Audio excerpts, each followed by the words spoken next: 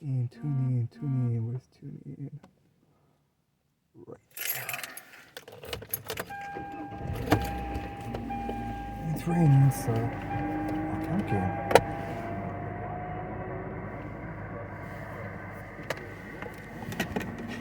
Oops. There we go.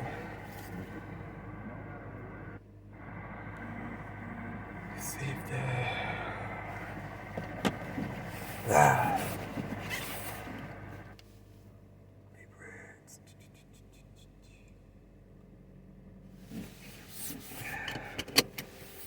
Because it's happening all over Europe. It's happening on other continents as well, like Australia, where they were chanting gas. The Jews, F the Jews. Leo Orlan, let's get your take. Hi, thank you. As Daria said, I'm deeply disappointed. I'm shocked.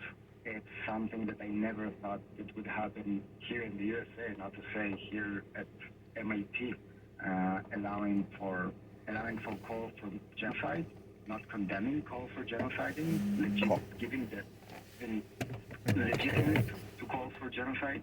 And as you said, probably just because it's genocide for the Jews, it would probably won't get legitimate if it was genocide for some other minority. And well, I mean, what was asked of these college presidents yesterday was very, very simple. And all three of them refused to say whether, quote, calling for the genocide of Jews, which, by the way, is the equivalent of Nazi Germany, bullying and harassment according to their codes of conduct. What is your specific reaction to that? Because they even go as far as to say it needs to turn to action first before they're going to condemn it. I'm shocked in this day and age of wokeness and political correctness. Ezra. Yeah, I mean, my friends at PIPAC, which is the Penn News Public Affairs Committee here at Times, recently just posted on their Instagram a list of things that you can get in trouble for at this university, which includes bringing a scooter into university buildings. And the fact that President McGill is not willing to go and get people in trouble or distinction people for calling for genocide against Jews really shows. What if somebody on campus called for genocide and nobody listening to this program would ever want this to happen against a minority or against somebody that is a Muslim or somebody against somebody, that's part of whatever group? I don't think it would be tolerated. I don't think it should be tolerated, and it shouldn't be tolerated here. Talia? Absolutely, it wouldn't be tolerated. I was sitting in the hearing yesterday.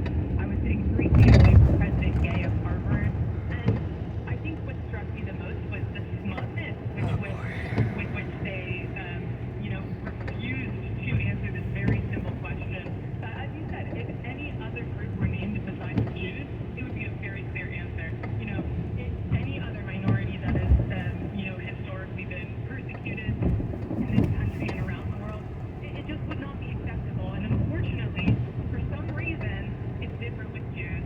And again, like the Penn student was saying, if you bring a scooter into your class, you're going to get punished. But if you claim that Jews deserve what happened on October 7th, you're not going to get punished. And at MIT, they said that they weren't going to punish students because they feared visa issues, etc.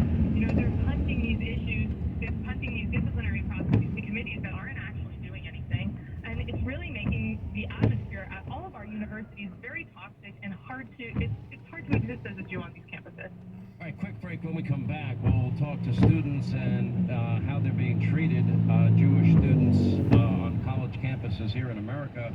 More with Ezra Troy, Talia Khan, and Leo Orlan as we continue. Then we'll get to your phone calls, 800-941-SEAN. Also, Chairman Jason Smith of the House Ways and Means Committee speaking again to the whistleblowers and getting a lot of new information. That's straight ahead.